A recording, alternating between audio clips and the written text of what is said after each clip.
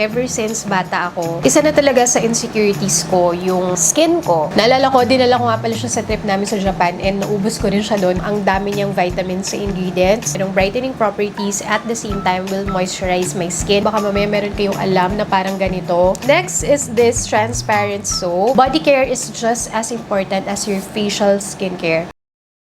Hello everyone! Welcome back to my channel, and for today's video, for a change, let's talk about body care routine. Ever since start of the year, mga 8 months ago, even 6 months ago, even recently, ang dami kong paulit-ulit na comments na nakikita requesting about my body care routine. So finally, I will be sharing with you guys yung very simple ko lang naman na body care routine, or basically how I maintain my bright and glowy, healthy skin. So, konti lang to guys, it's just very easy and simple. So without further hanash, let us start. By the way, kwento ko lang pala, alam ko maraming makaka-relate sa inyo. Kasi ako talaga, ever since bata ako, isa na talaga sa insecurities ko yung skin ko. Kasi nung bata ako yung type na madali talaga akong magkaroon ng discoloration. Especially kapag talagang babad ako sa araw, tapos for long hours. Ako yung isa sa mga bata na talagang halata mong nababad sa araw. Lalo na before guys, swimming lessons pa ako. Tapos syempre kapag bata tayo, diba sa school, laging merong outdoor activities. So, I often limit myself sa mga activities na yun. Parang lagi ako naku-conscious. Ang pinaka-worry ko nun is magkakaroon na naman ako ng discoloration. So, hanggat may iwasan ko siya, iniiwasan ko, which is sad. Kaya ako naniniwala ako personally that it's great to build your personal body care routine based on what your skin goals and skin concerns are. So, in my case, yun nga yung skin concern ko. Up until now, talagang prone talaga ako sa discoloration. Therefore, my skin goals are to even it out and maintain a bright and glowy skin. Nakalimutan ko siyang kunin kanina.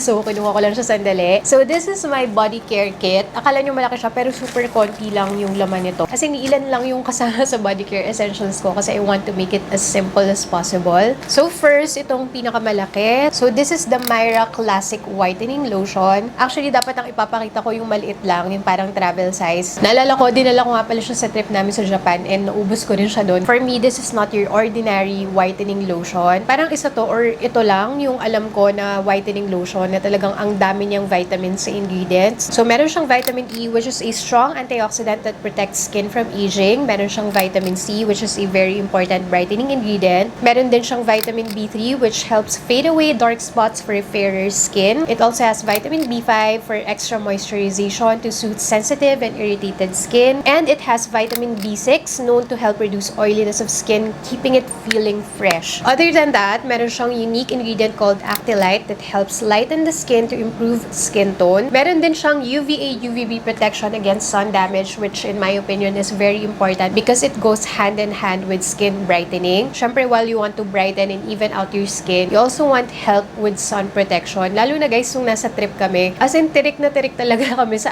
araw. So, buti na lang dala ko yung ganito ko sa Japan. And isa rin sa pinaka nag-stand out sa akin is that hindi siya malagkit. It's very lightweight on the skin. Madali siyang ma-absorb. Hindi siya greasy. Hindi siya yung tipong kapag pinagpawisan ka, yung parang umaangat yung lotion or naghahalo sila sa lagkit ng pawis. Yet, at the same time, your skin on your body doesn't feel dry. Kasi yun din yung isa sa problema ko. I want to even out my skin, brighten it. Pero dry yung skin ko sa katawan, especially on some areas as in extra dry. So, kailangan ko ng lotion na merong brightening properties at the same time will moisturize my skin pero hindi mabigat. So, lahat yon check dito sa lotion na to. Kasi may mga natry ako na lotions before that claims skin brightening pero hindi sila hydrating on the skin. So, yun yung hindi ko mapagtugma before. But with this product, check lahat. Brightening ingredients, moisturizing ingredients, pati sun protection, and walang lagkit. Lalo na sa weather dito sa atin na paiba-iba. Minsan sobrang init, minsan naman biglang uulan. Pero nung nasa trip kami sa Japan, as in peak ng summer ata nila yung August. So,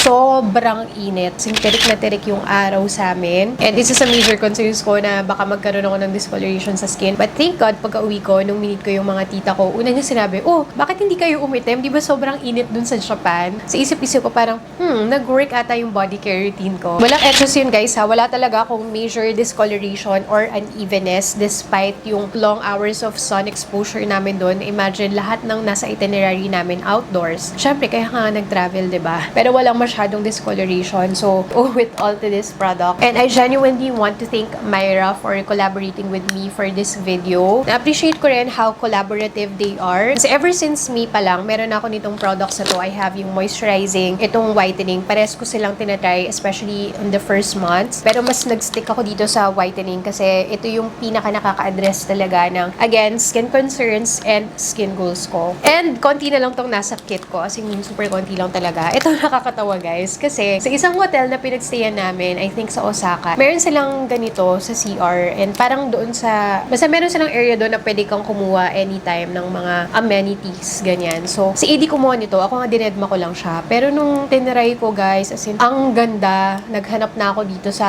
online shops kung meron ito, pero wala akong makita. So, nag-ask na rin ako sa inyo, baka mamaya meron kayong alam na parang ganito. Ang nakakatawa dito, ganyan lang siya guys. Ayan, nasa ganyang lalagyan siya, tas manipis. Pero, kapag binasa mo na siya, ganito yung itsura niya. Ayan, ganyan siya, nag-expand siya. Ito yung parang loofah or mga body sponge na as in, ang sarap sa balat, hindi siya masakit sa balat. Feel mo na lightly na exfoliate niya yung skin mo, pero hindi siya harsh. At the same time, sobrang relaxing nung feeling niya. As in, kakaiba talaga. Si AD na, hindi naman siya gumagamit ng mga ganito before. As in, natuwa rin siya dito. Ayoko rin nung super duper masakit sa balat na physical exfoliation. This one, super gentle niya lang. Yung feel mo na natanggal niya yung dumi sa katawan mo without over-exfoliating your skin. Next is this transparent soap. So, ito naman, walang any specific brand or store. Ang masasuggest ko is that you find a body wash, body soap na merong ingredient na glycolic acid. Itong bar na to, I think this is 10%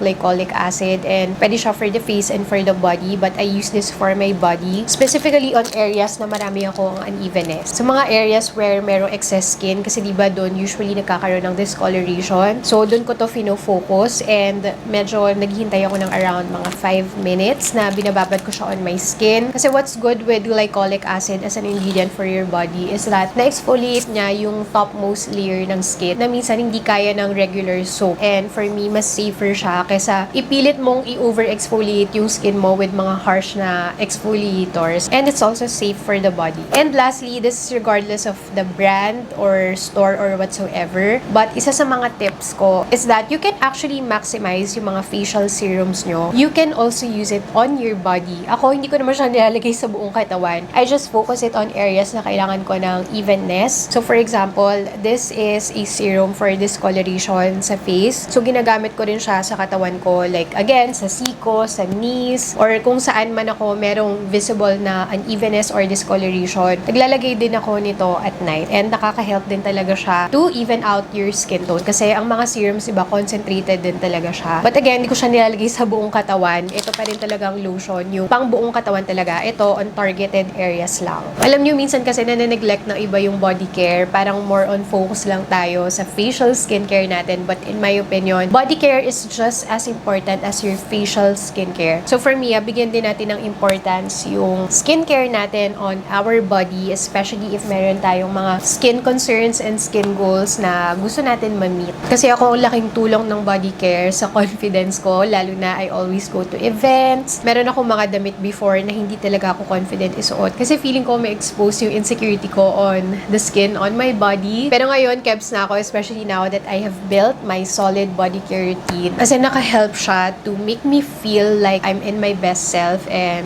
camera ready, event ready always. Again, thank you so much to Myra for making this collaboration possible. Ilalagay ko din lahat ng links sa description box, so check nyo na lang yun after watching this video. Thank you so much guys for watching. I hope naka-help ito sa inyo. Let me know kung meron kayong mga questions, just comment it down below. And kung di pa kayo nakasubscribe, you might want to consider subscribing to my channel. Stay safe and stay healthy guys, lalo na ngayong maulan. Thank you again for watching and I will see you on my next one. Bye-bye!